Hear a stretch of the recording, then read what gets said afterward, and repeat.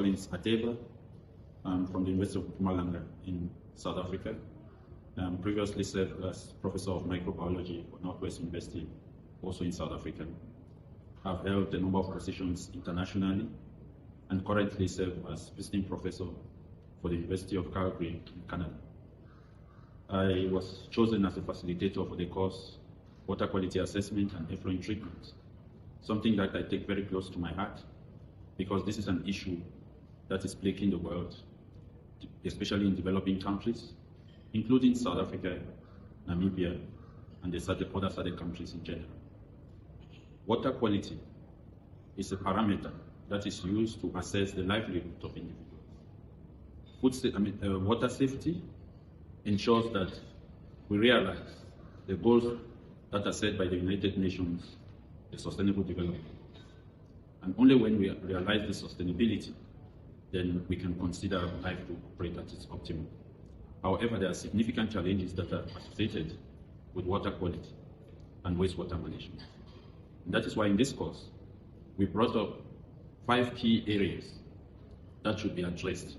That include water quality assessment, looking at key definitions, drivers of pollution, principally within the SADC region, looking at innovative strategies that could be used to improve wastewater management, as well as looking at the wastewater treatment process in general. We also had the opportunity to look at key driving factors such as legislation and institutional frameworks that are given the mandate to drive and ensure the enforcement of all the acts that are designed in the different countries to ensure water quality. We had robust theory and exercises with the students or the participants. And all these exercises were designed to ensure that we equip them with tools and competencies that they could use to improve the situation in their different countries and their different communities. Hi, I am Grasa Kamanda. I'm originally from Angola, but I'm currently residing in Namibia. I just recently completed my Master of Science in Biotechnology degree from the Namibia University of Science and Technology, and I'm also a lab technician at the same institution. Well, yeah, one of the tools that was actually thoroughly discussed during the course, which I am very much keen on further exploring, is the application of nanotechnology in the removal of contaminants from wastewater effluent, particularly nanoparticle-based filters, which have been combined with plant-derived bioactive compounds that possess both antimicrobial and catalytic properties in order to effectively remove pollutants such as dyes, heavy metals, as well as some pathogenic microbes from the wastewater effluents, which might have not been completely removed during the prior wastewater treatment processes, which is quite crucial because it helps to improve the quality of the wastewater effluents, seeing that these effluents are in most cases used for non-potable applications such as irrigation and sometimes also used for potable applications. So what is mostly exciting to know is how green chemistry and science can be combined together in order to offer cost-effective, eco-friendly, and most importantly, sustainable approaches to solve the current water treatment problems within our local communities. So yeah, I would say that it's quite an interesting area and currently a very hot topic in the scientific research community because these kind of techniques bring both sustainability as well as science together to solve our current water challenges. Hello everyone, my name is Ateba in Botswana. I work in an organization where we treat wastewater. So my mandate is to optimize the treatment process and ensure that the effluent complies with the safe standards. So the challenges I foresee when implementing the water quality management strategies, I'll firstly start with financial constraints. To implement the strategies, I'll need money. So if there's no money, it will be a challenge to implement the strategies. Secondly, I will talk about emerging pollutants. These emerging pollutants are a concern. We look into extending the scope of testing the emerging pollutants. We talk about incorporating the treatment technologies that will cater the removal of those emerging pollutants from the wastewater. So if we can't do this, it will be a challenge to implement the water quality management strategies. And then there's this interesting one, behavioral change. You know, if at individual level, community level, we can't change our mindset, there's no how we'll be able to implement the water quality management systems. So it's strategies. So it's really important that we come together, we work together in order to implement, to manage the water quality. And then lastly, I will look into the dilapidated infrastructures. You know, we have wastewater infrastructures that are dilapidated. We need to fix them. We need to maintain them. We need to refurbish them so that it will be possible to implement the strategies.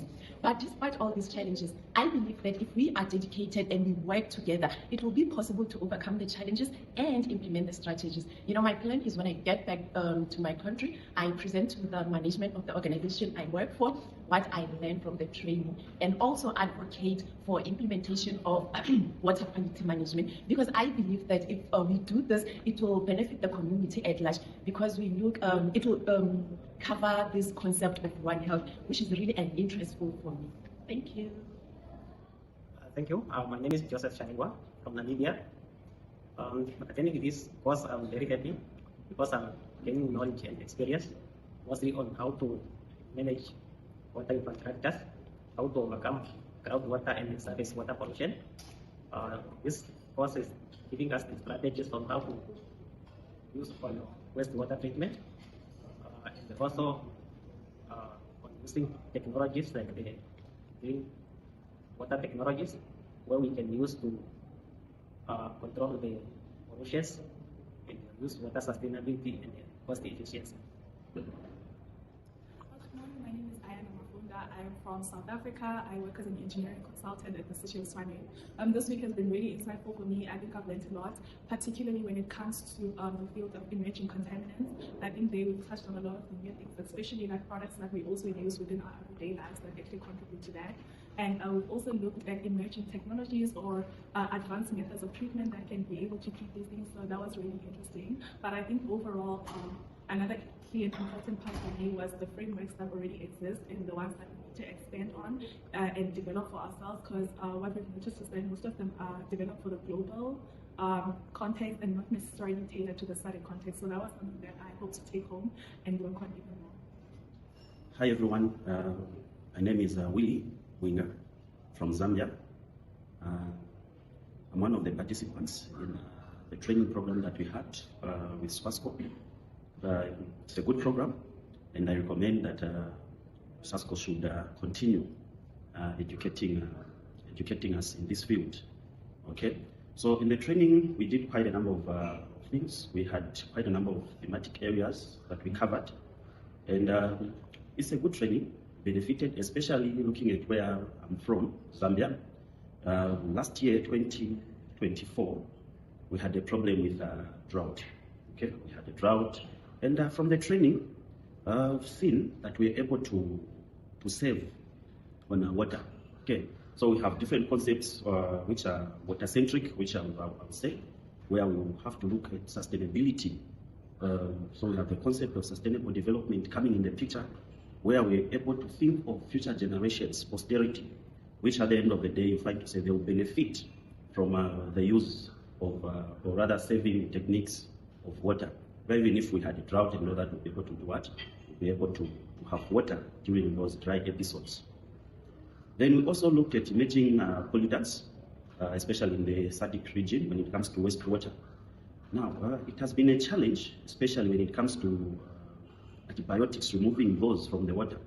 You see people getting some medicines without even them going through the right channels. Sooner or later, those they end up in our wastewater. Once they end up in our wastewater, you realize to say it becomes a challenge for water treatment processes in removing those same antibiotics, which later on will bring about some resistance, antimicrobial resistance in humans, especially if you're exposed to such. You know the process of biomagnification. You use your water and to water your vegetables, and then we humans eat those vegetables.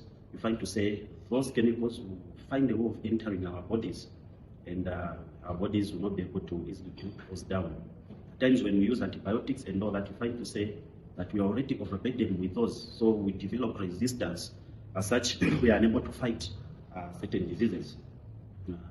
supposed to be implemented. So as Zambia, we need to partner with other countries, especially in the SADC region, where we are sharing water. You know, we have the Zambezi River on the other side, which flows into another river. Even here in South Africa, they have rivers that they are sharing with other nations. So if we come up with a good framework, you realize to say that at the end of the day, we'll be able to do what? We'll be able to handle, to tackle this problem. So let's join hands, let's come together, let's unite, so that at the end of the day, we fight this problem. So keep it up, SASSCAL. Let's continue with the same initiatives. Thank you so much.